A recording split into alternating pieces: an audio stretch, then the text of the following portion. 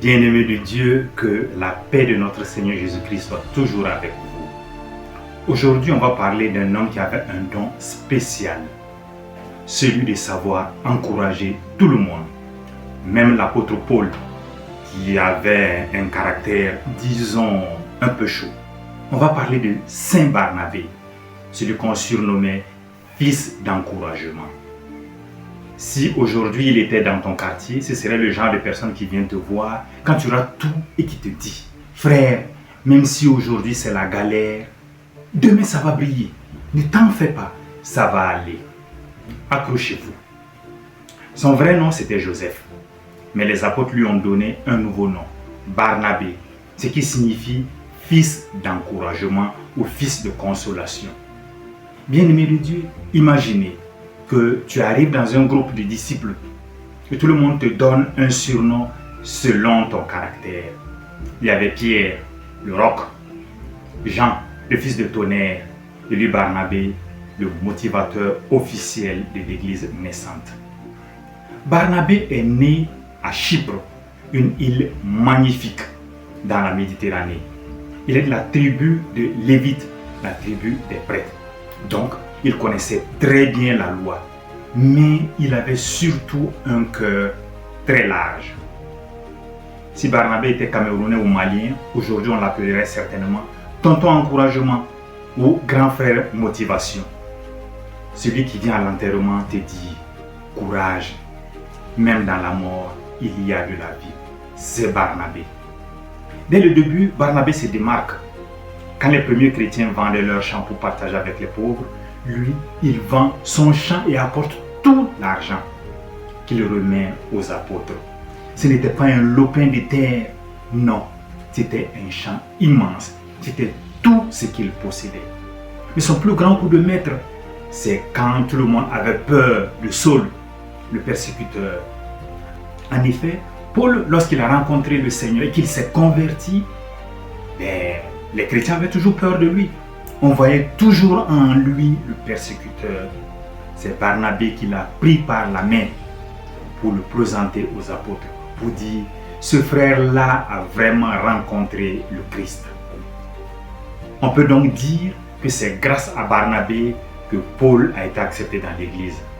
Sans Barnabé, il n'y aurait pas eu les grandes lettres, les belles lettres de l'apôtre des nations. Il n'y aurait pas eu les grands voyages missionnaires. Avec Paul, il a formé une équipe de choc. Ils ont été en mission ensemble. Ils ont prêché ensemble. Ils ont planté des églises. Et puis, ils se sont souvent disputés. Ils se sont souvent querellés. Après tout, c'était des humains. Mais cela ne les a jamais empêchés de travailler ensemble. Barnabé était le genre d'homme qui voyait le potentiel chez les autres, là où tout le monde voyait des problèmes. Oui, bien-aimés de Dieu, la rose a des épines, mais nous ne retenons pas de la rose ses épines, plutôt sa beauté, son parfum. Barnabé, un jour qu'il prêchait dans une synagogue à Salamite, une foule de juifs hostiles l'a attaqué. Ils l'ont traîné hors de la synagogue et l'ont lapidé jusqu'à la mort. Après sa mort, son disciple Jean-Marc, l'évangéliste justement, aurait récupéré son corps en secret et l'aurait enterré avec un exemplaire de l'évangile de Saint Matthieu sur sa poitrine. Barnabé a travaillé pour le Christ. Il a donné sa vie pour l'évangile. La vie de Barnabé nous enseigne 3 choses. 1. Encourager les autres. Bien-aimé de Dieu, si dans ton église, dans ta famille, ton lieu de travail, quelque chose ne va pas, il y a des gens qui tombent, il y a des gens qui ont des problèmes, sois de ceux-là qui les relèvent, pas de ceux-là qui les critiquent. Ce faisant, vous retenez une belle leçon de Saint Barnabé. Encouragez les autres. La deuxième leçon, donnez généreusement, pas seulement de l'argent, mais de ton temps, de tes encouragements, de ta présence comme Barnabé. Troisième leçon, voir le potentiel chez les autres, comme Barnabé avec Paul. Regardez au-delà des erreurs passées. Le proverbe africain dit, celui qui encourage son frère construit une maison. Celui qui décourage détruit tout un village.